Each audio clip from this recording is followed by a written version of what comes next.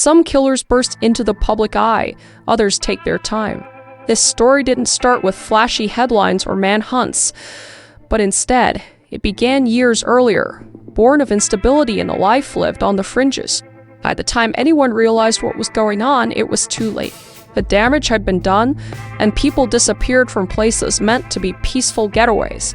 Wooded trails meant for connection and reflection became scenes of horrific violence, begging the question who was out there, and how many more would he claim? This is Gary Michael Hilton. Crime, conspiracy, cults, serial killers, and murder, all things that I love to consume, and I know you do too, you sick, twisted, beautiful, intellectually minded freak. And today we are diving into a lesser known but very infamous serial killer. So without further ado, let's unbuckle our seatbelts, go Mach 5 on the highway, slam on the brakes, and bust this windshield into this national forest serial killer together. Gary Michael Hilton was born in Atlanta, Georgia, on November 22, 1946, and he was an only child. First red flag. I'm just kidding. I'm just kidding. I'm just kidding. I'm just kidding. I'm just kidding.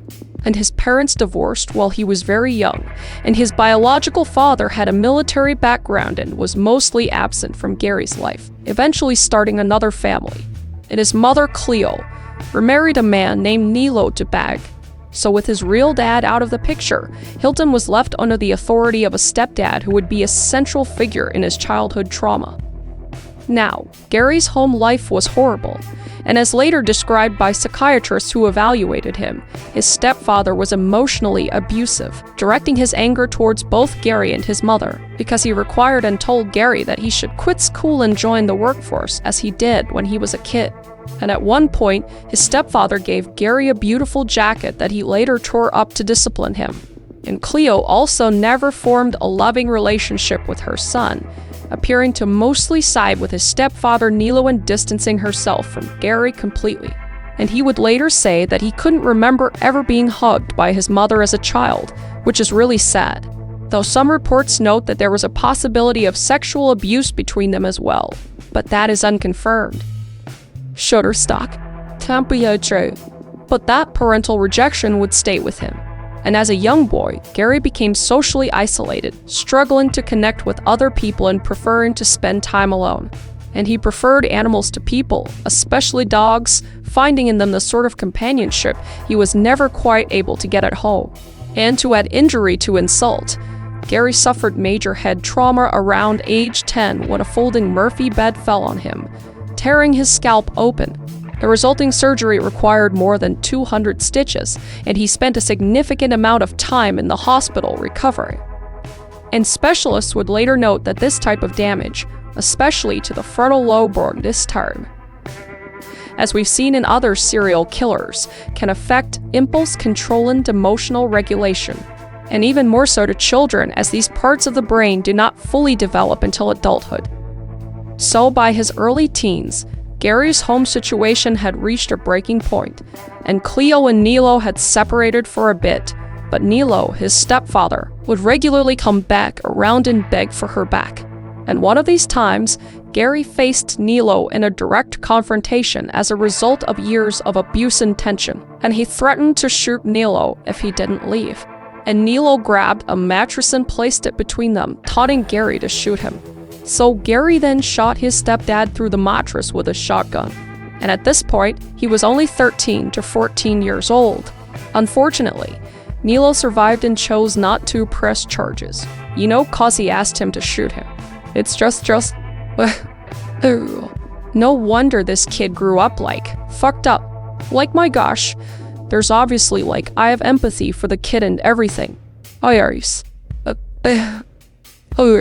It does not in any way, shape, or form make up for the stuff that he did or overshadow the crimes that he committed. He's still today's piece of shit. But for a kid to grow up like that, I can't even imagine. And Cleo chose once again to side with her husband over her son. And then Gary was sent into foster care, living with a neighboring family for a time. So he shot his stepdad because his stepdad told him to, and then they sent him away. I feel like he could have used some some help from his family and from professionals, but what do I know, you know. Different time. So Thomas Purcell, his foster father, took him under his wing. And as a military man like Gary's biological father, Thomas gave him a glimpse of a structured and disciplined life, later noting that though Gary pushed boundaries sometimes, he didn't see anything outside of what he considered normal teenage behavior. So Thomas spent time with him, taking him fishing and going to see his band play, and Gary supposedly was a decent drummer. And eventually, Cleo left her abusive marriage and took Gary back into the household. But by then the damage had already been done, and despite the much healthier situation in the Purcell household, the sense of abandonment and instability from his mother had cemented itself in Gary's mind. And throughout his childhood, those that knew him described Gary as intelligent, but unfocused and stubborn. So despite his alleged genius level IQ, some sources say as high as 150, an old friend from school later recounted that he was seen as an underachiever. And by his late teens, Gary had no stable family relationships or strong emotional ties, and he increasingly felt disconnected from the world around him. So in February of 1964, when he was just 17 years old, Gary enlisted in the U.S. Army. And it's unclear exactly how he got in, whether he lied about his age or got parental consent. But he got in nonetheless and was now placed within a world of structure that he had only gotten a taste of while living in foster care. So at first he seemed to adapt well, and he completed basic training and allegedly earned his GED while in the service since he had left high school early to enlist. And he demonstrated that he was a competent soldier, following orders and even receiving attention from his superiors due to his intelligence. So this first enlistment ended without incident on December 2nd, 1965, and the very next day he re-enlisted for a second time. So his aptitude for the service was noted, and he was considered for Special Forces and assigned to the Davy Crockett Platoon, which was a highly secretive nuclear weapons unit. So during his time abroad, stationed in Germany, he met a local woman and married her. And some sources say her name was Ursula, but that's not confirmed. But this was the beginning of a pattern he would repeat throughout his adult life, with relationships fizzling out just as quickly as they began. And despite the promising outlook of his current circumstances, something was unraveling beneath the surface, and Gary's mental health began to take a turn for the worst. So by 1967, he started to experience severe psychiatric symptoms, including hearing voices and other symptoms of psychosis. And he would be hospitalized for more than a month as doctors attempted to assess what was wrong with him. And later psychological evaluations would diagnose him with schizoaffective disorder and antisocial personality disorder.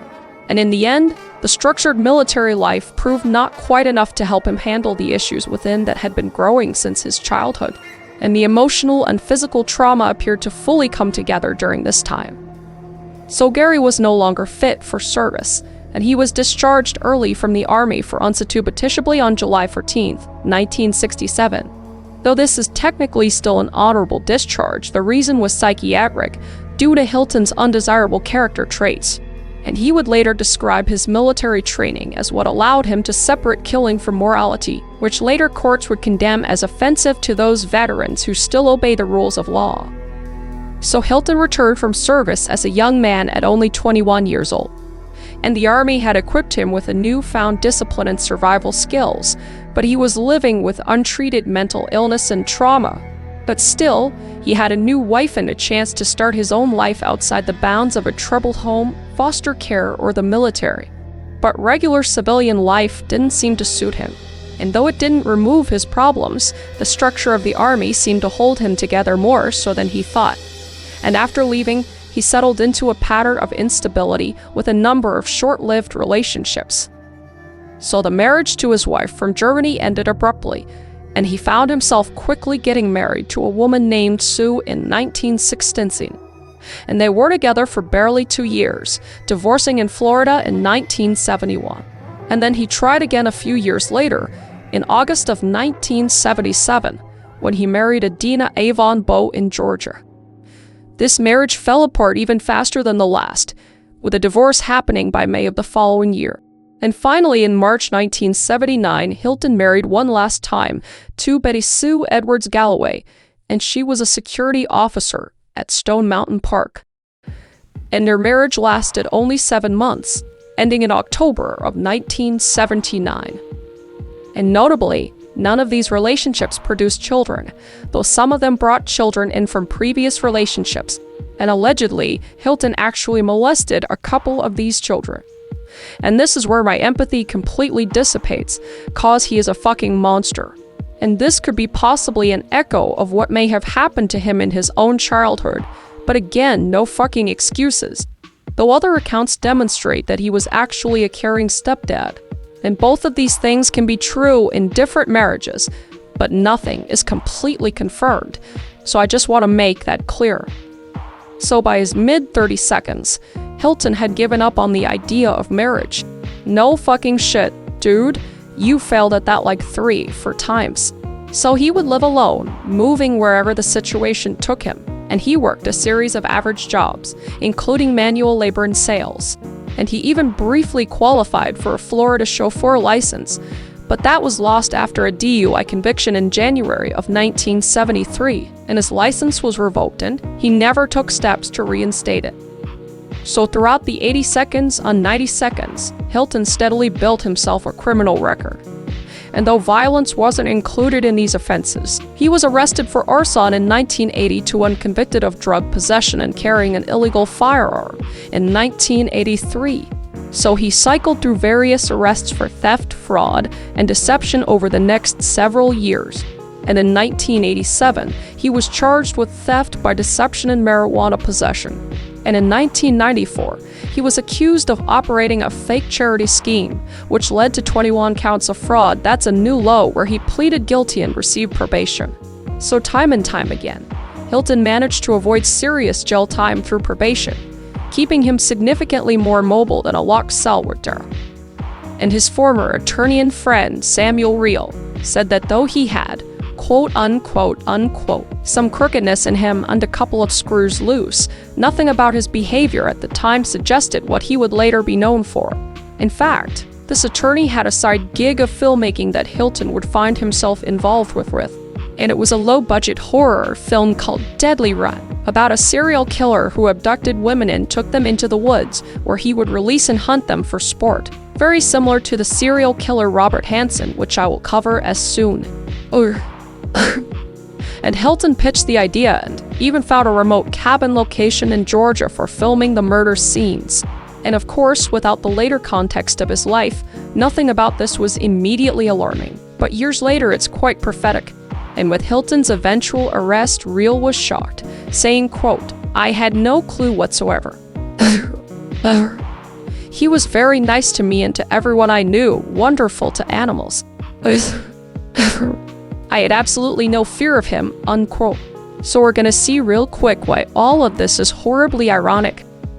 So as he grew into his 52nd, Hilton's life became more and more mobile. And through the late 1990s and mid-2000s, he worked on and off as a telemarketer and installation worker for a Georgia home improvement company owned by John Tabor. And Tabor even allowed him to live on some of his property for a while, and he described Hilton as a bit odd but a hard worker who generally kept to himself and loved the outdoors. At around this time, Hilton decided that he'd rather live outdoors permanently, so he traveled the southeast in a white Chevrolet Astro van, regularly camping in national forests and remote areas. The red flags are high in the sky. And always by his side, he had his trusty dog, Dandy, an Irish setter, and possibly a golden retriever mix that was his only true family. So come 2007, those who saw him regularly noticed a change in him. And Hilton had been prescribed Ritalin in 2005 to help combat his lessening energy, despite him not having AD, along with an antidepressant he was taking. So this combination of meds put him in a manic-like state, making him paranoid, irritable, and increasingly hostile, which is a big L on the doctor's side. Again, not making excuses for him. Absolutely not. But that sucks. So at this point, he was described as belligerent and difficult to communicate with, likely to unleash rambling accusations and angry outbursts. And his relationship with Tabor soon fell apart, and Hilton accused Tabor of cheating him out of money and demanded payment in the amount of $10,000, threatening to kill him if he didn't pay up. So Tabor got in touch with police and started carrying a gun for protection. And he fired Hilton and cut all ties with him, later saying, quote, "I just can't ever imagine that someone I knew could be the heartless, brutal murderer that he appears to be." So by the end of that year, Hilton was unemployed, living on his own in the wilderness, and more mentally unstable than ever before from pill abuse. And this combination would soon turn deadly. So by 2007, the aforementioned lack of job stability and proper care for mental health pushed Hilton to the point of no return, and he would commit his first murder that we know of in his early 60 seconds. So John Davis, or Jack, Bryant and his wife Irene Woods Bryant, ages 80 and 84, were a retired couple from western North Carolina who loved hiking, and they were known to live a very active lifestyle and had been married for almost 60 years. That is so sweet. So they would park their Ford SUV at the start of the trail and set out for another routine day hike in Pisgah National Forest on October 21st, 2007. But unfortunately, they would never return home. And when family members hadn't heard from the Bryants in over 2 weeks, they became concerned and the couple was reported missing, and a search was started in the woods. And investigators soon found that on the day they disappeared, John had attempted to call 911 from his cell phone, and the call was abruptly ended, most likely due to poor reception or perhaps something more sinister. And they also found the day after they went missing, someone had used the Bryants' ATM card to withdraw $300 in downtown Tennessee, which was just across the state line. And surveillance footage showed an older white man covering his face and wearing a yellow raincoat. And after several days of looking, searchers found an older woman's body obscured by leaves and debris just off of a remote trail, and the cause of death would be bludgeoning. And the fact that the body had been partially hidden confirmed at least one thing: this was not an accident. And the body was soon identified as Irene. And because she was discovered on federal land, the FBI joined the investigation, offering a $10,000 reward for anyone who could provide information on who killed the Bryants. However, John was still missing. But over 3 months later, a hunter happened upon some human remains in Nantahala National Forest on February 3rd, 2008, some 20 to 30 miles away from where Irene's body had been found. So a pelvis, skull, and spine were scattered about near a forestry road known as the Switchbacks, and testing confirmed that the remains did in fact belong to John, and the cause of death would be a shot to the head with a .22 caliber weapon. So local authorities and the FBI were on the search for the killer, but he would strike again. So 46-year-old Cheryl Hodges Dunlap was an Urson Sunday school teacher from Crawford, Florida. And on December 1st, 2007, she drove to Leon Sink's geological area in the Appalachian National Forest, as she often did, to read and enjoy the company of nature. And this unfortunately would be her last time doing so, because after Cheryl didn't show up for church the next morning, family and friends immediately knew something was wrong, because she would never miss church without at least letting someone know about it. And on December 3rd, they reported her missing. And her Toyota Camry was found the same day abandoned along a remote road not far from the forest.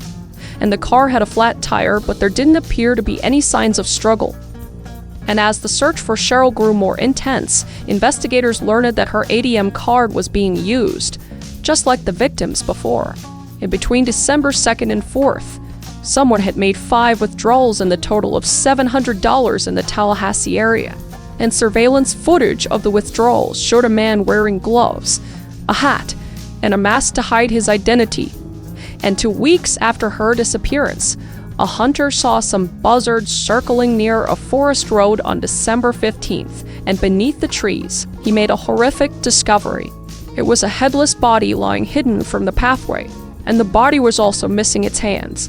And DNA testing would later confirm that this body was the missing Cheryl, and her death was naturally determined to be a homicide, and the missing head and hands pointed towards an attempt to deny identification. And at this point in time, no public connection had been made to anyone or any sort of serial killings, but the brutality had alarms ringing behind the scenes. So at this point, they had no idea who could have done this to her. And then there was 24-year-old Meredith Hope Emerson, who was a University of Georgia graduate and a skilled hiker and martial artist. And she decided to hike the Blood Mountain Trail in Vogel State Park in the Chattahoochee National Forest with her dog, Ela, on New Year's Day 2008. And when Meredith didn't come home that evening, her friends got worried, and she was reported as a missing hiker the following day, and the desperate search began. And her 1995 Chevy Cavalier was found on January 3rd at the parking lot near the start of the trail. And on the trail nearby, they found some of her belongings mixed in with some other items, including her water bottle, a leash for Ella, a hair barrette, a police baton, and dog food scattered about. So the scene seemed to suggest a sudden interruption rather than an intentional disappearance. And investigators also learned that there had been several attempts to use her ATM card over the days following her disappearance, which was yet another detail pointing towards foul play in the pattern. So as the search for Meredith drew in more publicity, additional hikers began to come forward with important information, as several hikers recall crossing her path that day, in addition to a man who seemed to be walking along with her. And the man stood out for a number of reasons. First, he was significantly older than her.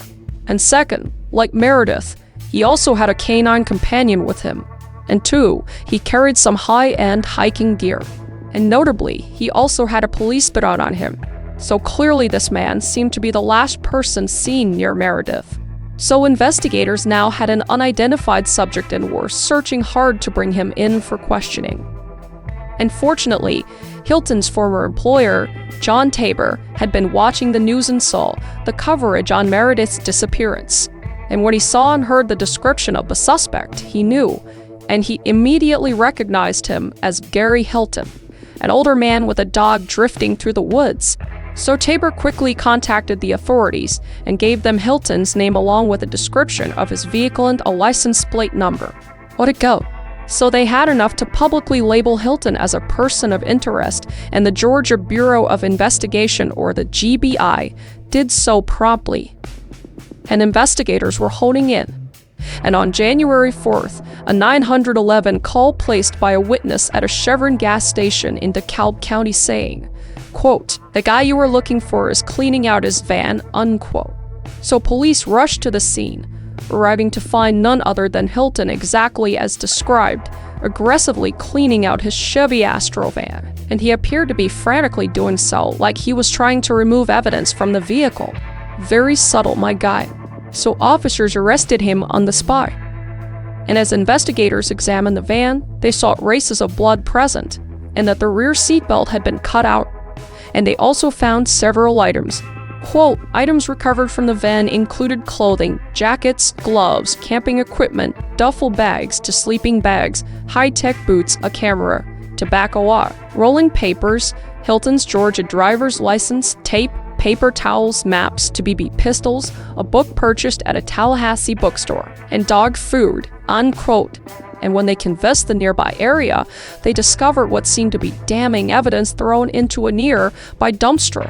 One being Meredith's swallowed identification and her fleece sweater covered in blood, and the seatbelt cut from the back of Hilton's van. And forensic testing would later confirm that the blood in the van matched Meredith's. And Hilton would be taken into custody and charged with kidnapping with intent to harm. But Meredith was still missing, and time was critical. So if there was any hope to find Meredith still alive, though at this point with his mow, it didn't seem likely, they would have to move quickly. So as news of his arrest began to spread to other states, law enforcement in Florida and North Carolina started to see a pattern. Because there were just too many similarities between Meredith's case, Cheryl Dunlap's murder, and the Bryant's murder to ignore. All involved the wilderness, EM withdrawals, and an older man who seemed to blend into his surroundings far too well. So cooperation between the states began quickly, sharing notes to connect any dot they possibly could. And the FBI again was involved due to the crimes committed on federal land and crossing state lines. Yet the priority was still on finding Meredith. And even with the evidence mounting against him, Hilton said very little behind bars. So something had to be done to move the situation forward. So Hilton was well aware of the leverage he possessed after his capture, and authorities had very strong evidence that he had abducted and hurt her, but it was unclear if she was still possibly alive. So now, with her potentially stranded somewhere and bleeding, every passing hour mattered even more.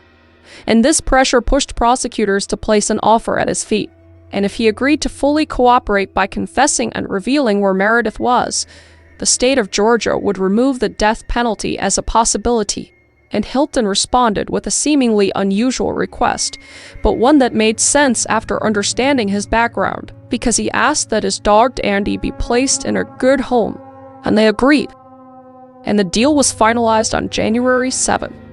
And Hilton led investigators to a remote spot in Dawson Forest Wildlife Management Area in North Georgia. And there, hidden beneath the leaves and brush, unfortunately, they discovered Meredith's body, and she had been decapitated. And the discovery sadly confirmed what investigators and her family had already begun to suspect, and Meredith would not be returning home alive. And the plea deal had not saved her life, but it had at least recovered her remains and spared her loved ones from uncertainty. And Hilton then gave his detailed confession. On New Year's Day, he had happened upon Meredith and Della on Blood Mountain, and they walked together for a while, or at least in close vicinity, likely due to their shared dog experience. And Hilton eventually lured her away from the main trail and attempted to overtake her. And he was caught off guard by her ability to defend herself because she was strong and she was very well trained, and it took a significant effort on his part, but over time he was able to overpower her and take her captive. And that's when Hilton moved her from campsite to campsite over the next several days while attempting to extract the information of her ATM card from her. And she resisted in every way that she could, even intentionally giving Hilton the wrong PIN numbers, which forced him to keep her alive longer, as he repeatedly failed to use her ATM card without the correct PIN. And investigators believe that her resistance, both physically and mentally, were the keys to his capture. And come January 4th, he realized that Meredith was buying too much time and he was unlikely to break through to her. So he decided to kill her that day by repeatedly hitting her in the head with a tire iron. And he then removed her head in an attempt to prevent her identification and hid her body in the forest, saying, quote, "It was hard," unquote, describing the murder in a disturbingly casual manner. Gary, this is... quote, "You gotta remember we had spent several good days together," unquote. So she absolutely was the reason that he was caught, and he was unable to harm anyone else. But what a just scum of the earth human being. Just disgusting. And he also admitted that he could not bring himself to kill her dog. So he thought less of a human being than a dog. But Ella was found in a parking lot some 60 miles away and safely returned to her family. And though he had safely secured that he would never face the death penalty in Georgia, investigators and prosecutors in other states were waiting. And they saw that he had begun to cooperate, and they were ready to bring him to trial. So Hilton's first sentencing came together quickly, just a few weeks after his arrest. And on January 30th, 2008, he stood before Judge Bonnie Oliver in Dawson County and formally pleaded guilty to the murder, kidnapping, and robbery of Meredith Emerson. And he was sentenced to life in prison without the possibility for parole in 30 years. At that point, he would be in his 90s. And this was the maximum sentence that he could receive based on the deal he had made with the state of Georgia. And he expressed little, if any, emotion as his sentence was read on this time. And though devastated, Meredith's family accepted the plea deal as it guaranteed that Hilton would never be released during his lifetime. But this was only the beginning. Cause unlike Georgia, no such plea deal would be reached in Florida, and Hilton unsuccessfully fought against his extradition. And after a few years of pretrial motions, the murder of Cheryl Dunlap moved to a trial on February 2nd, 2011 in Tallahassee.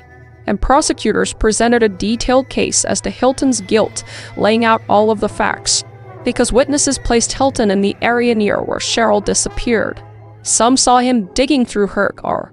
Later, Hilton's bayonet was learned to be the cause of her flat tire, and witnesses described the clothing Hilton was wearing during this time. And surveillance ADM footage captured on December 2nd, 3rd and 4th shows a man of similar build to Hilton, wearing clothing that matched the witness descriptions, withdrawing the $700 in cash using Cheryl's ATM card and PIN. And forensic evidence also painted an unfavorable picture for Hilton, and a campsite was found and linked to him. And the site had a campfire with human ashes and burnt fragments of skull and finger bones, which was from her head and hands. And cigarette butts recovered at the scene contained Hilton's DNA. And Cheryl's DNA was also found on items recovered from Hilton's van, including two sleeping bags, a duffel bag, boots, and pants. And furthermore, Hilton was overheard telling another inmate that he would reveal the location of the head if he was given a life sentence. God, I hate this man. And even on footage recovered from his own camera, Hilton describes, quote, hiding unknown items and killing those bitches, unquote. So the jury heard the whole tale as it was documented in court. And on February 15th, 2011, Hilton was found guilty of first-degree murder, kidnapping, and grand theft. And the trial then moved into the penalty phase on February 17th. And the prosecution focused on the brutality of the crime, her captivity at his hands for at least 2 days, up to a week even, and that Cheryl was only one of multiple victims. And the defense presented evidence of abuse he suffered as a child, his struggle with mental illness, and his traumatic brain injury. But it made no difference in the eyes of the jury, and on February 21st, they unanimously recommended the death sentence for Hilton. And his following trial court hearing began April 7th, where Judge James Hankinson ultimately agreed with the jury's recommendation. And the judge formally sentenced Hilton to death in Florida on April 21st for the murder of Cheryl Dunlap. And once again, he showed little emotion as his sentence was spoken.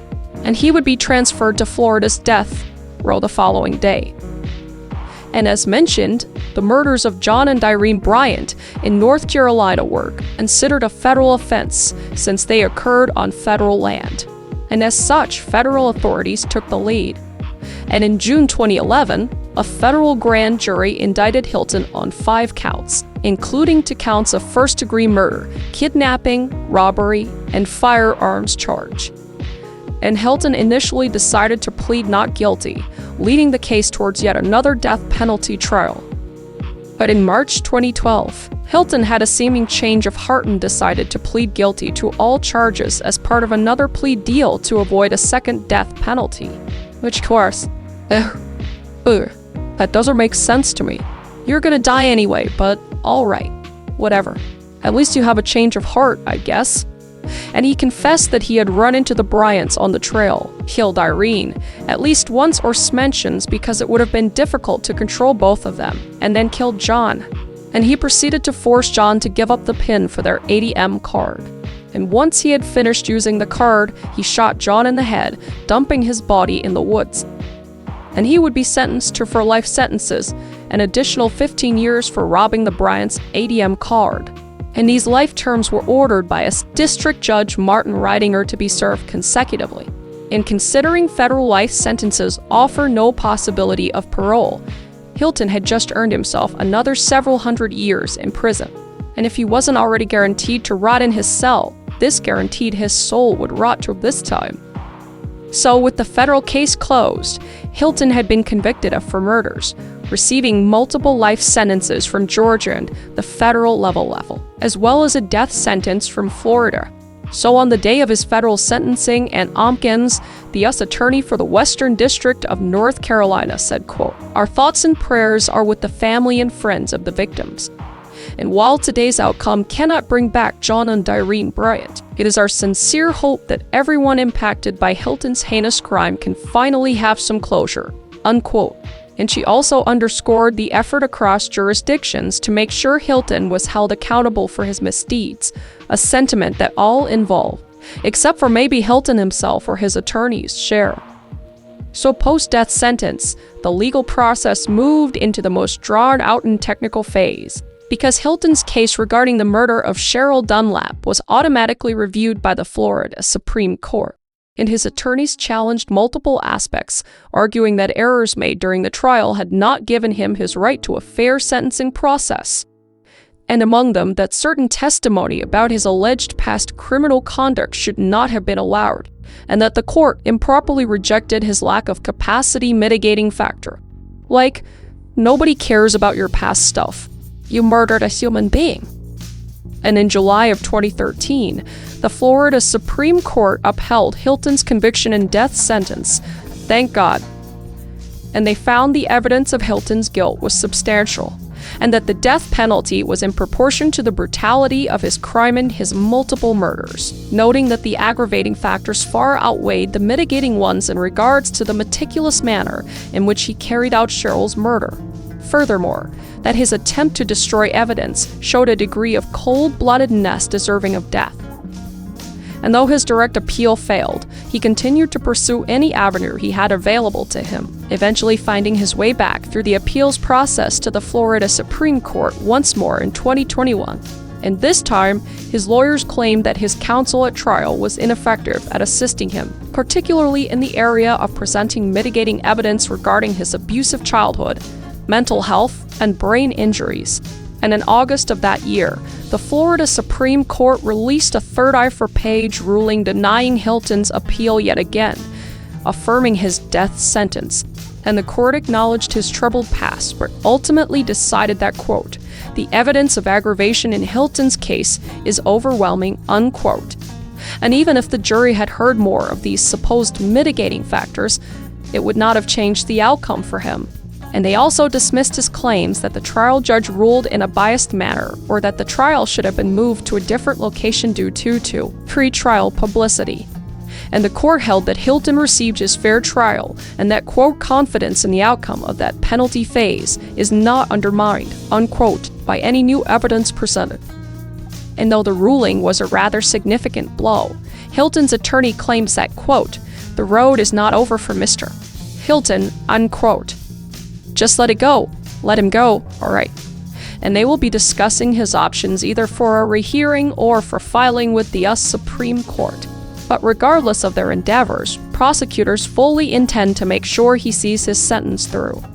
And Cheryl's cousin, Gloria Tucker, said in support after the 2021 decision, quote, I appreciate the ruling affirming the value of Sherry's life, quote.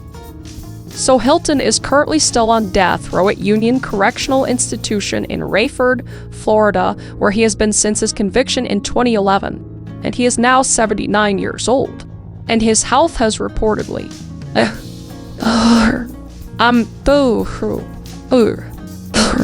declined in the past few years by his own admission, making comments that suggest he doesn't believe that he will live much longer. So a mix of age and standard medical issues coming from extended time spent on death row, and he is among the older inmates living there. And his deteriorating health lead, at least in part, to his decision to break the silence and speak publicly about his crimes. And though he was dubbed the National Forest Killer, he never quite seemed to reach the level of fame that some other serial killers do. And this is something that he seems to be very upset about beneath the surface. And he refused to fully admit all of his crimes while appeals were still ongoing, and in particular, he never admitted to the murder of Cheryl Dunlap. But in April of 2025, he gave Court TV an exclusive interview, and as part of their interview with the Killer series, where he finally confessed to Cheryl's murder on camera, I'm gonna give you a news scoop. I did it, and I'll be glad to tell anyone I did. Monster till the end, I tell you what. As I told you before, I'm to the point where I don't care. I don't care. There's nothing they can do to me. And he spoke very matter-of-factly about the murders throughout the interview, further showing his lack of empathy for the victims and their families, removing any shred of doubt as to his guilt. And he also scoffed at the label serial killer, laughing them off as a dime a dozen. This fucking guy. And Hilton often referred to himself as a genius, and in this instance, he described himself as a whole different breed. You got caught by using ATM cards, you fucking idiot. And he also said, even in his old age and post-convictions, he has an extremely high self-regard. And as many investigators have speculated over the years, it seems unlikely that Hilton's murders start with the confirmed ones from his 60s. Though difficult as it may be to determine, people have not given up searching for his connections to any other missing persons or murders throughout the Southeast US during his many years of traveling. And actually, a Google map has even been created showing his victims and possible victims in an effort to finally solve these cases. But these are some of his potential victims. So before Hilton committed his confirmed murders, many believe that he may have been involved in several other unsolved disappearances and deaths, the first being Judy Smith in 1997. So hikers discovered scattered human bones near a campsite in Pisgah National Forest in September 1997. And these remains were later identified as 50-year-old nurse Judy Smith from Massachusetts. And Judy had disappeared months before during a visit to Philadelphia, hundreds of miles from where her remains would eventually be found. And her body was dismembered and partially buried in an attempt to conceal it in the remote woods. And after Hilton's later arrest, investigators began taking another look at this case, as the location and condition of Judy's remains had similarities to Hilton's confirmed crimes. And he has not confessed to Judy's murder, and as of now, there is no physical evidence linking him to the crime, but he is still a suspect. But the case remains open. And the next victim would be Jason and Knapp. Now, Jason Knapp was a 20-year-old student attending Clemson University who vanished in April of 1998. And the last time he was seen was at his apartment in South Carolina, and his white Chevy Beretta was found a week after his disappearance, abandoned at Table Rock State Park, near the North Carolina border. But Jason himself was never found, despite extensive searches to find him, and he was declared legally dead in 2018. And following Hilton's arrest, investigators once again noticed similarities between Jason's disappearance and Hilton's, later known Mo. He went missing near a state park, and Hilton had been known to travel throughout Georgia and the Carolinas during that time period. And again, no physical evidence ties Hilton to the crime, and he has denied any involvement. The next would be Patrice Enders in 2004. So on April 15, 2004, 38-year-old Patrice T. Penn Enders disappeared while working at a hair salon that she owned in Forsyth County, Georgia. And her skeletal remains were found 18 months later in the woods of Dawson County, Georgia. And Hilton became a person of interest in this case for a number of reasons. His records show he was stopped for a traffic violation in the area around the time that she went missing, and he was also known to stop by local hair salons around lunchtime, often asking for money. And he was not able to give a verified alibi for the day Patrice went missing. And though other suspects have been investigated, including a serial killer who falsely confessed, Hilton remains a suspect, and her murder is still unsolved. And next, there was Rosanna Millian I in 2005. So Rosanna Millian I was a 26-year-old woman from Miami, and she would disappear while backpacking in western North Carolina in December of 2005. And she had told her family that she was just going to hike the Appalachian Trail and was last seen at a hotel in Cherokee. And several years later, a store clerk from Bryson City saw Hilton's photo in the news after his crimes had come to light and immediately recognized him. And the clerk had seen Hilton along with Rosanna when he sold her a backpack around her disappearance. And sadly, she has also never been found. And considering the positive identification and similarities between the disappearance and his other murders, investigators do believe he may be responsible. But there was no confession and no body, so the case remains open. And then there's Michael Scott Lewis in 2007. And only weeks before Hilton's confirmed murders, 27-year-old Michael Scott Lewis went missing in Florida. And he was last seen on November 21st, 2007, in the South Daytona area. And 2 weeks after he vanished, a fisherman found his dismembered remains spread throughout multiple garbage bags in the Tomoka River on December 6th. And though his torso and limbs were found, his head was not. And the location and decapitation put suspicion on Hilton, as he was in the area at the time, and he was known to behead his victims, as we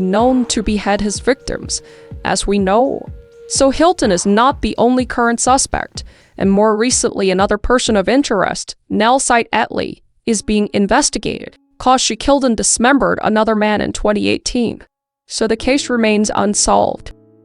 But unfortunately, as of right now, No execution date has been made for Hilton as he continues to go through the appeals process. And if his turn ever arrives, it will likely be through lethal injection, as that is the standard method for capital punishment in Florida. But given the typically slow progression of capital appeals in Hilton's old age, it seems more likely that he will pass before his execution. But either way, Hilton is certain to at least die in prison where he belongs. So rot in hell, you piece of shit. And as always, my heart goes out to the victims. They're what truly matters in all of this tar. But that is the end of the National Forest serial killer. If you guys have any other subjects or people or cults or whatever you want me to deep dive into, let me know down below. I always read the comments. And until then, I will see your beautiful face. Alright, but